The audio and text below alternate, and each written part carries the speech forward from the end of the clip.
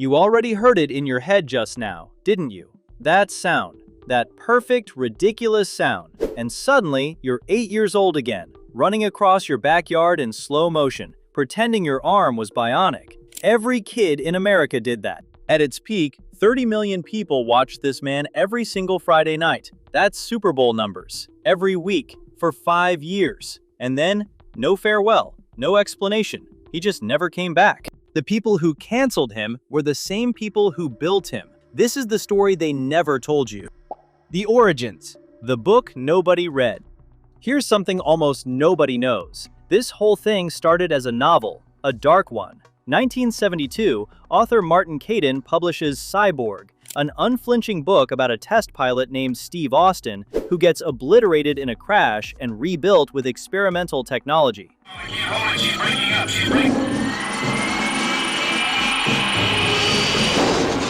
Not a hero story, a trauma story. A man trying to figure out if he's still human when half of him is machine. That question, am I still the same person after everything I've been through, is one a lot of men in their 40s and 50s understand better than they'd like to admit. The book lands on the desk of executive producer Harve Bennett, a serious television craftsman, not a network suit. The man who built the Mod Squad. Bennett doesn't see a sci-fi gimmick. He sees a show about identity and survival dressed up in a bionic suit. ABC sees something different. They want a hero, square-jawed, all-American, someone kids can worship and dads can respect. And they want a name, a proven star. Bennett pushes back. He wants Lee Majors. Majors wasn't a household name yet. The network thought he was too small. But Bennett saw something you genuinely cannot manufacture, a quiet, almost reluctant quality on screen. Majors never looked like he was trying to be the hero. He just was. And that, it turned out, was exactly what America needed. 3 TV movies through 1973. Massive audience response every time. By January 1974, the series launched. And what happened next, nobody saw coming. The rise, when the country needed a hero. By 1975, this show was pulling top 10 Nielsen numbers every single week on one channel. No algorithm, no social media. People just showed up because they wanted to be there. 1974. Watergate had just finished destroying whatever trust Americans had left in their government. Vietnam had broken something in the national spirit that hadn't healed and wouldn't for years. People were exhausted, angry, and quietly desperate for something to believe in. And here comes a show about a man who gets shattered, literally broken apart at 4,000 feet, and comes back stronger, more capable, better than before.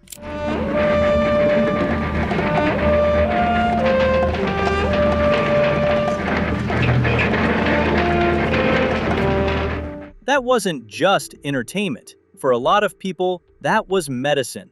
Then there was the toy. The Kenner action figure, 1975. 13 inches tall, rollback rubber skin on the arm revealing the bionic mechanics underneath. And that feature where you look through the back of his head to see through his bionic eye. Colonel Steve Austin, the $6 million man, and the new bionic transport and repair station. The rocket's crashing! We'll put him in the bionic repair station. We can rebuild him. We'll replace him. Kids weren't just watching Steve Austin, they were becoming him on their living room floors. And over all of it, every single episode, Harve Bennett's voice. Those 9 words, heard by tens of millions of people every week for 5 years. It wasn't just a tagline, it was a promise that broken things could be fixed, that the worst moment of your life didn't have to be the last word. By 1976, the $6 Million Man wasn't a TV show anymore. It was a mythology, and that's exactly when things started to go wrong. The peak, and the decision that changed everything.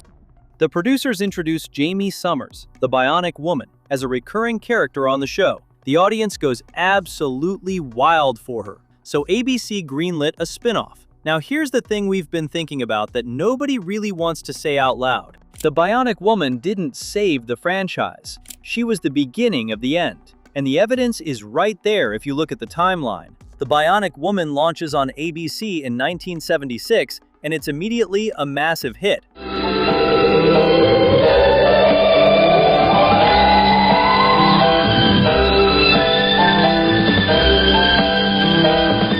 Now now you have two Bionic shows fighting for the same audience, the same cultural conversation, the same Friday night loyalty. The crossover episodes that should have felt like events started feeling like obligations. The mythology got tangled, the tone split. Steve's show stayed action-heavy while Jamie's leaned emotional and character-driven. And then something happened that really shifted the balance. In 1977, NBC, a competing network, poached the Bionic Woman away from ABC. Think about that. The spin-off that $6 Million Man created was now airing on a rival network. The crossover episodes became a logistical and contractual nightmare. The shared universe that had been a strength became a headache for everyone involved. And that same year, Lindsay Wagner won the Emmy for Outstanding Lead Actress in a Drama Series, the first woman ever to win an Emmy for a sci-fi role. She deserved it. She was genuinely brilliant in that part, but the cultural conversation had shifted. The Bionic Woman was now the prestige half of the franchise, and Steve Austin was quietly becoming the B story in his own universe. The chaos. What was really happening behind the scenes? Here's what was happening off-screen that nobody talked about. Bennett's team was producing 22 episodes a season, 6-day shooting schedules, back to back to back for months. The slow-motion sequences alone, the show's signature, the thing audiences loved most, required specialized cameras, careful editing, and time nobody had. Every single episode was a battle just to get to air. And Lee Majors was carrying all of it while his personal life was detonating in public. His wife, Farrah Fawcett, had become one of the most famous women on the planet almost overnight. He's waiting for me outside the sheriff's office. D. I guess I just got no head for business. Charlie's Angels premiered in 1976. That poster, you know exactly which one, sold 12 million copies. 12 million. Farrah wasn't just famous. She was a phenomenon on a scale that happens maybe once a generation. And here's what gets lost in the tabloid version of that story. These were two people who genuinely loved each other, both at the absolute peak of their careers simultaneously, trying to hold a marriage together under impossible pressure. That's not a scandal, that's just brutal, and it took a real toll on both of them. Meanwhile, the show was cracking. By season 4, the writers were out of road. The villains got stranger, the plots got wilder. They did an episode with Bigfoot, played by a then unknown Andre the Giant in one of his first acting roles.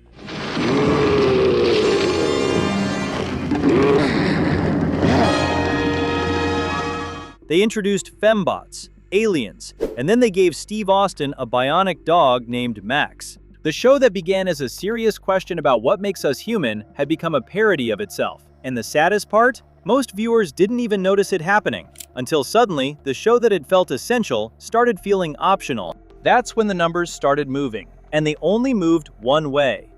The Dark Fact, the $6 Million Law.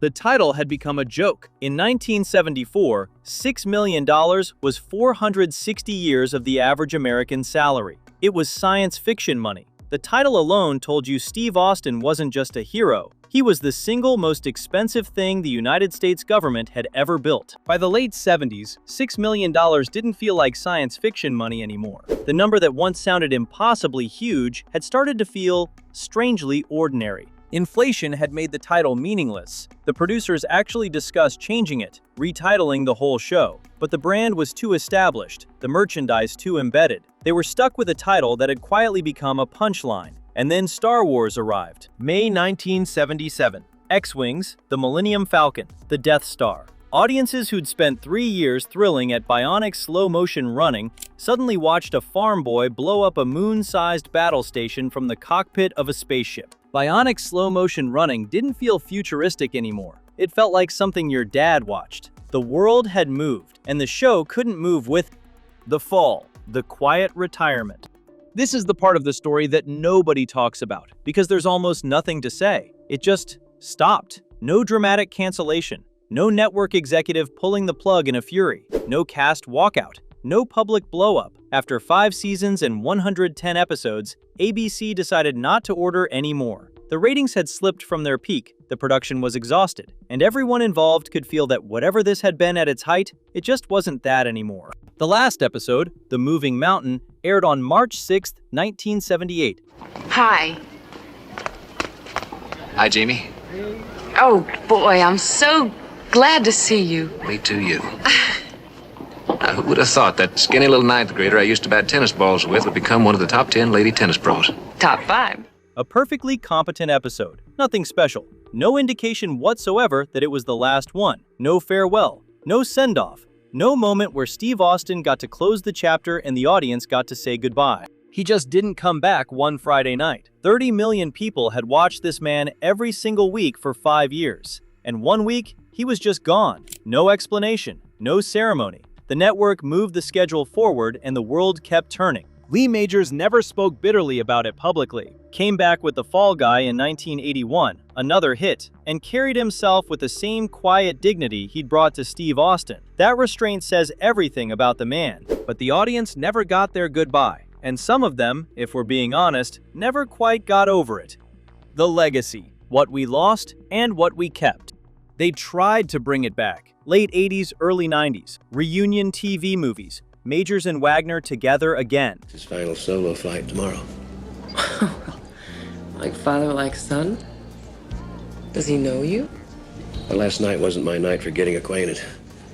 Maybe tonight will do better if I can find the right words. Audiences showed up, watched warmly, and felt, somewhere underneath the nostalgia, the specific sadness of confirming what they already suspected. The magic belonged to a moment that was gone. You could revisit it, you couldn't recreate it. Every reboot attempt since has quietly collapsed. A feature film got greenlit in 2007. Real momentum, real money, real excitement, and then nothing. Silence. Others have followed. None have landed. And at some point, you have to ask why. The answer is simple, and it has nothing to do with budgets or casting or scripts. The $6 Million Man was never really about bionics. It was about a feeling. The feeling that broken things can be rebuilt. That the worst moment of your life might be the beginning of something you couldn't have imagined before it happened. That a man who gets knocked all the way down can come back stronger than he was before. America needed that feeling in 1974 in a way that's almost impossible to overstate. And the show delivered it, week after week, for 5 years.